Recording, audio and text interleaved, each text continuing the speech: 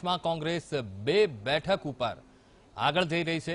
રાજસ્થાનમાં ભાજપ અને કોંગ્રેસ એક એક બેઠક પર આગળ। રાજસ્થાનમાં સચિન પાયલટ આગળ છે। रुझान આવવાની શરૂઆત થઈ ચૂકી છે।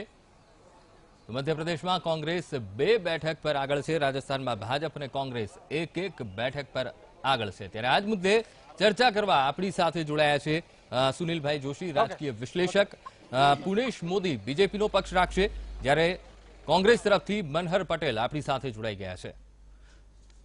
સુનિલભાઈ, સૌથી પહેલો પ્રશ્ન આપને, રાજકીય વિશ્લેષક તરીકે જે રીતે रुझान આવવાની શરૂઆત થઈ ચૂકી છે, એક્ઝિટ પોલના જો તારણ જોઈએ, શું લાગે છે, મોદી લહેર જામશે કે પછી રાહુલની મહેનત રંગ લાવશે?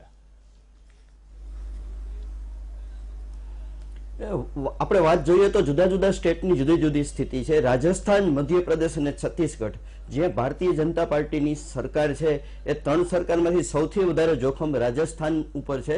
રાજસ્થાનમાં 5 વર્ષે એક વેવ બદલાય છે અને જે ગવર્મેન્ટ હોય છે એ ગવર્મેન્ટને ઉથલાવી અને વિરોધ પક્ષની ગવર્મેન્ટ આપે છે।